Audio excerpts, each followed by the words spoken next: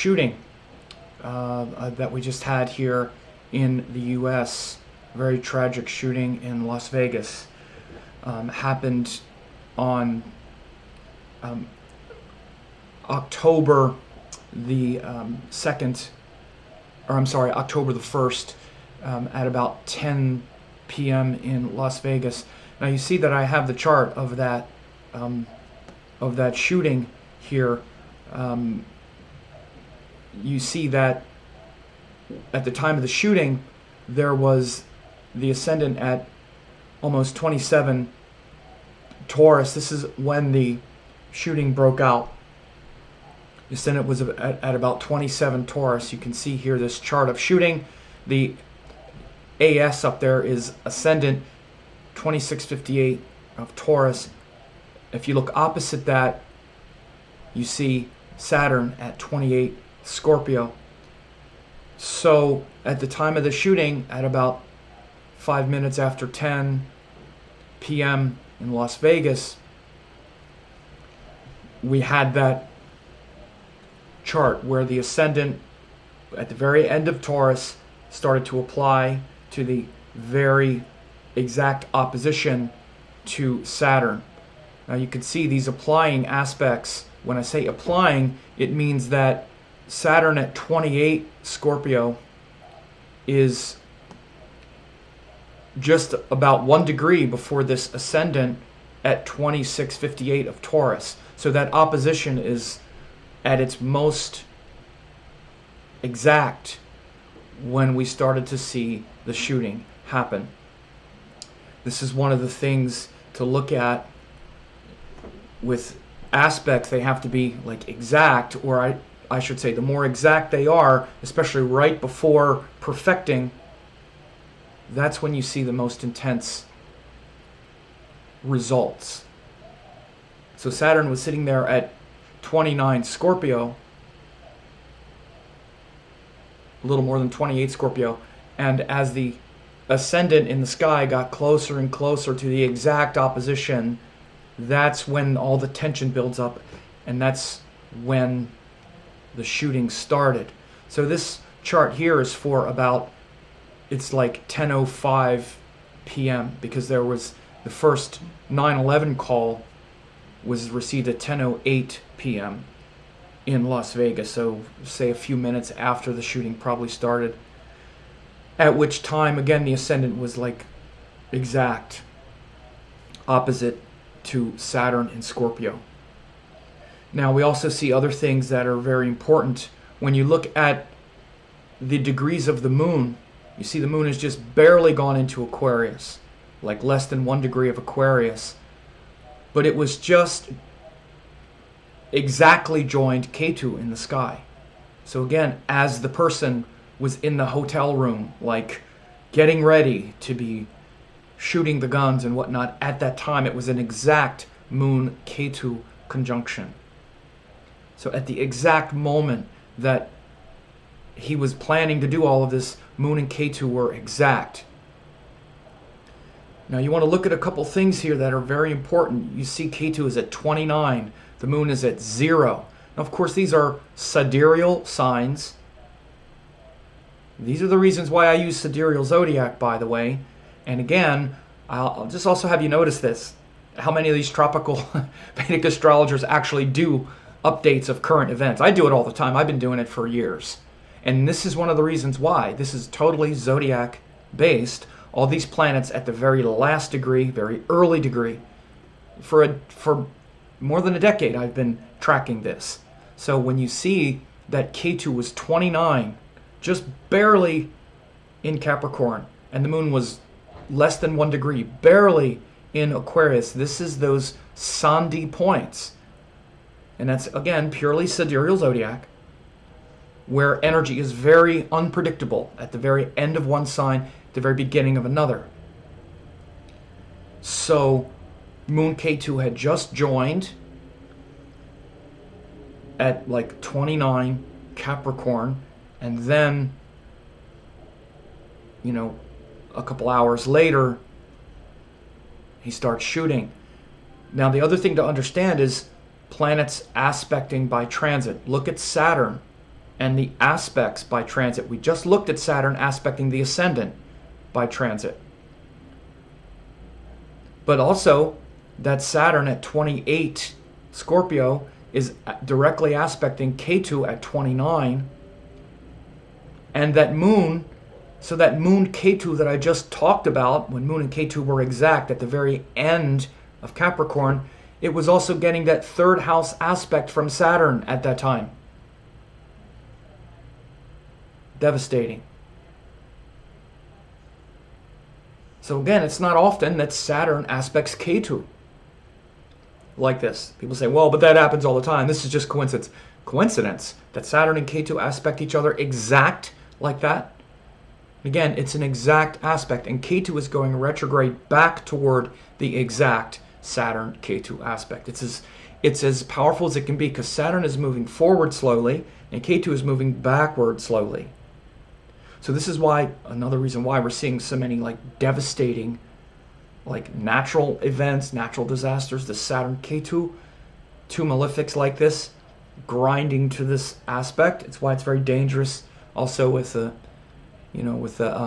North Korea thing that's going on. This potential danger is really there. But we saw when the moon passed over that exact Saturn-Ketu aspect, when the moon passed over it, we had, that's when he was planning and getting ready for the terrible event. We also have very close Venus-Mars conjunction in Leo. Venus-Mars are very close together in Leo, and this shows a sort of combustion, a sort of combustible possibility. Venus-Mars get together, particularly in Leo, which is the fixed fire sign. Of course, fixed fire, things that are fixed. Those fixed signs tend to frustration, where energy builds up. And you see all the energy in the fixed signs. Saturn is in Scorpio. Venus, Mars are in Leo. And that ascendant went through Taurus at the time that the shooting began. Now, so we can see that potential for frustration building up and exploding. Now, the chart of this murderer, Paddock, has been released. He was born April 9th, 1953. Now, we don't have the birth time. I don't even know the birthplace. So we're not really totally sure about where the moon is, because the moon will cover 12 degrees each day. So the moon is somewhere around the same place it was on the murder. So look at the chart of the shooting and the Paddock murderer case, and look at the moon. So the moon passed over his natal moon position yesterday. So the chart that I have here for Paddock murderer is at 10 a.m. So that's actually 10 a.m. on the West Coast. So that would be as late as 1 p.m. on the East Coast. But again, we don't have a birth time. So the moon could have been earlier. It was probably Dhanishta Nakshatra, because here around the middle of the day, it was around the middle of Dhanishta. So it was probably Dhanishta Nakshatra when he was born. Again, if he was born after, let's say, 10 a.m. on the West Coast, then the moon would have been, or let's say after 11 a.m. on the West Coast, then the moon would have been in Aquarius. So the later in the day he was born, the more likely it is that the moon was in Aquarius. Earlier in the day, he might have been in the earlier stages of Dhanishta Nakshatra. But still, no matter how you look at it, yesterday and the day of the murder, or as it was happening, very much, that was the day of his lunar return that month. Happens a lot when you see these sprees, where the moon, each month when the moon comes back to where it was, When we were born, it's a big day for us. Every 30 days, the moon comes back to where it was when we were born. The nakshatra and the exact place in the sky. So look at the other factors in his natal chart. He also has a Venus-Mars conjunction when he was born. They were in Aries. We don't know his ascendant, so we're not totally sure about other things that happened with him. Like if the ascendant was Capricorn, or whatever the ascendant would be, we would see. And if his birth date comes out, then I'll do an update.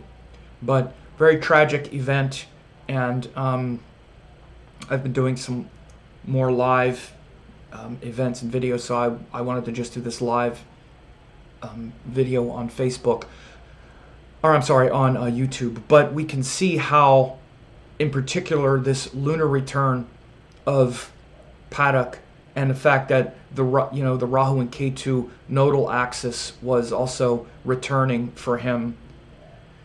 And as the nodes had just gone into that axis, we can see where he was starting to, where he snapped. But very tragic event, of course. The other thing that's significant about this man Paddock's chart is he was born the day that Jupiter moved into Taurus from Aries. I also wanted to mention that. I almost forgot. You see Jupiter here, less than 2 seconds of Taurus. So again, if he was born a few hours earlier, Jupiter was like 29:59 of Aries. So this is literally the day when he was born on April 9th, 1953, that Jupiter went into sidereal Taurus. So Jupiter going into sidereal Taurus is what happened that day on April 9th, 1953.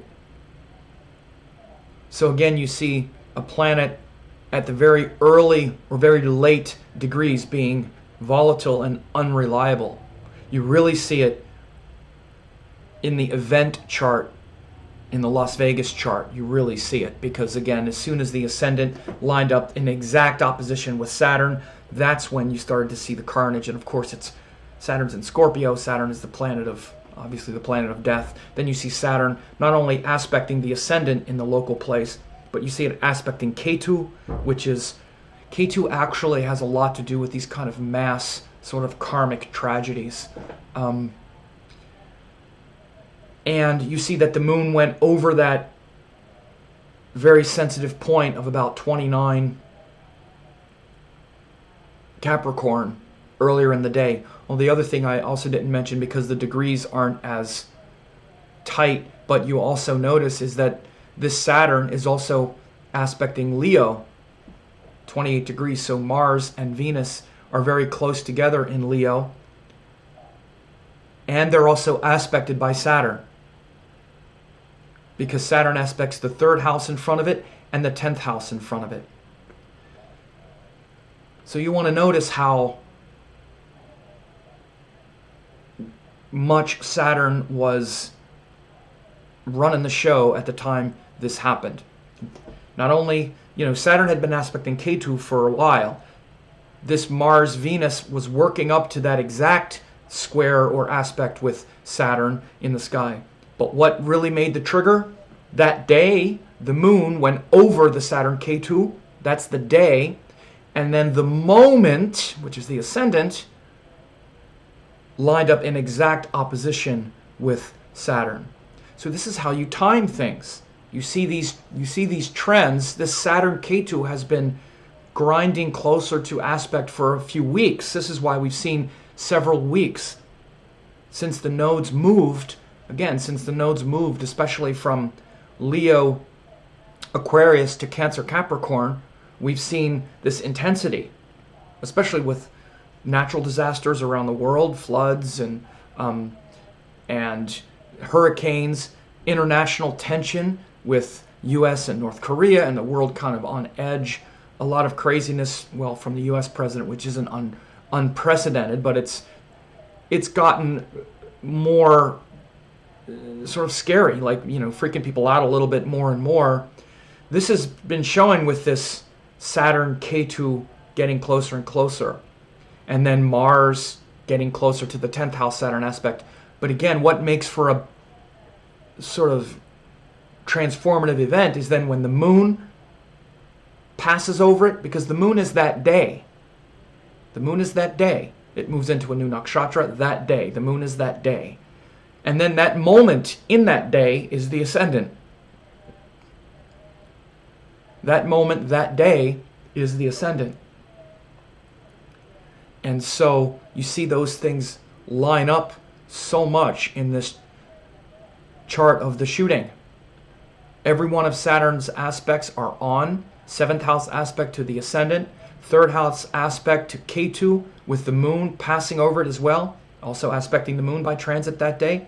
Saturn aspecting through the 10th house Mars, who is again applying aspect, getting closer and closer to the exact aspect to Mars, and Venus also. And Venus is also very close to Mars. All of these in Leo and Scorpio and Taurus, these fixed signs.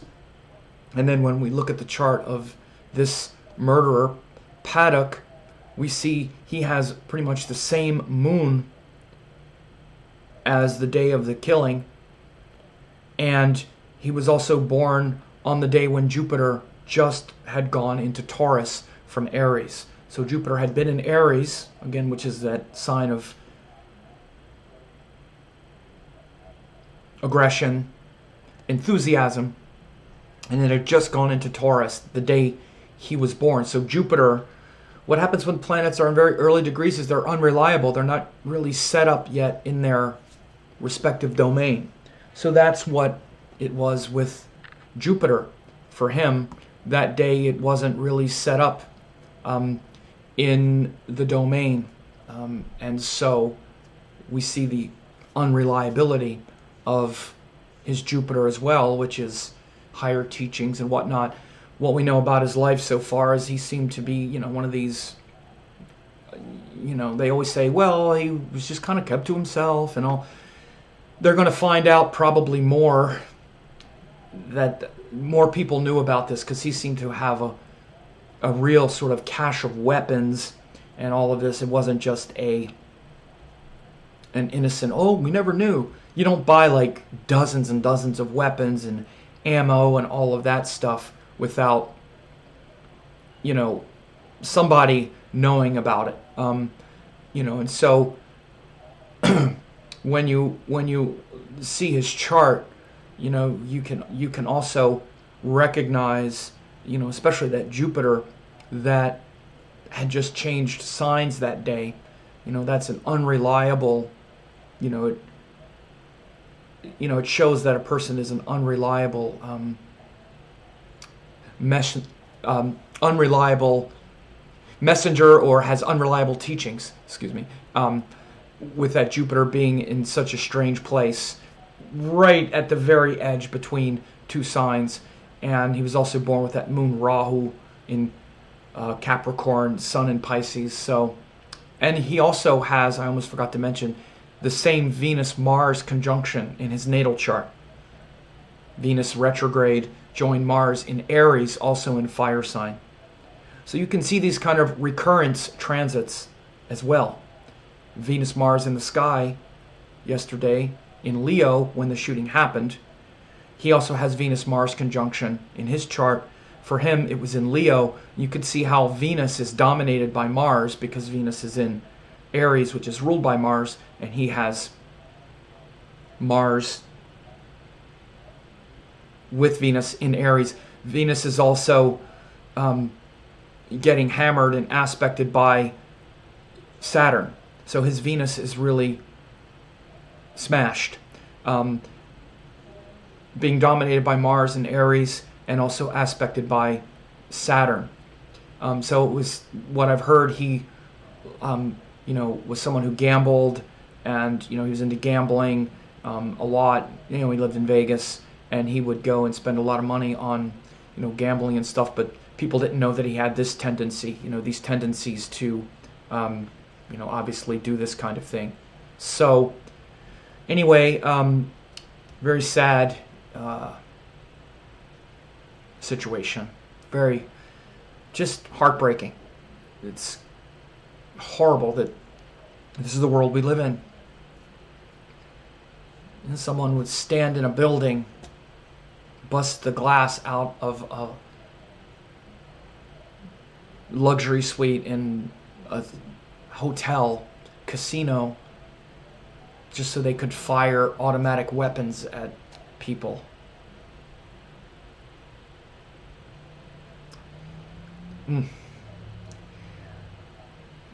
We all need to pray, I guess, right? We need to send our prayers to the poor souls who not just perished because they've moved on, but they were enjoying themselves, enjoying life at a concert, out having fun. All of a sudden, their life snuffed out. Pray for their loved ones. My Guru Amma says many times that, the hardest part about these kinds of tragedies is the ones that are left behind, because we'll have to live with the tragedy of knowing that someone that you loved was just out having a good time, and then they had no chance, no opportunity to say goodbye or to plan. Their life is just snuffed out. And how tragic it is for the relatives and the people who have been left behind to try to grapple with such a senseless and horrible act. So we should all really say a prayer for these poor souls and the members of their family, in Las Vegas community in general. I have friends in Vegas, and I guess we all do. And so thanks for watching. I hope this was helpful to at least show you how astrology works. I don't like to sensationalize or capitalize or like, ooh, look at this. But it is a good opportunity to be able to learn astrology and see how these things play out. And I've been doing these things for a long time, and it's a good example. It is a good example of also showing. I would say it's one of the main reasons that I use sidereal zodiac, because a big part of my work since I started doing astrology was looking at current events. And again, when you look at the events, most people that I know who use or who look at a lot of events, and obviously there's a lot of Western astrologers who also do, but they actually look at different things. They look at the alignment of outer planets and other stuff that's often not based on zodiac signs. When you start looking at least with myself, like I just showed you, all of these planets at very late degrees, Sandhi, these principles of Sandhi, these principles of Vedic aspects by transit. Saturn doesn't aspect everywhere. Saturn only aspects the 3rd house, the 7th house, and the 10th house. Again, you see these specific aspects by transit to planets at the last degree, these Sandhi degrees. And again, these Sandhi degrees are only sidereal. And this is the reason I use sidereal zodiac. These are the kinds of case studies where I say, this is just like really showing. So it's a good case study to see the event. Unfortunately, often tragedies are the ones where we can see things like this. And we'll just leave it at that. So I hope this was helpful, and please send your thoughts and prayers to the souls to rest. Imagine being struck down like that, where your soul didn't have a time to rest or to make peace. It was just stopped all of a sudden in the midst of like fun and enjoyment, and then boom, gone. It's very sad, and we'll leave it at that.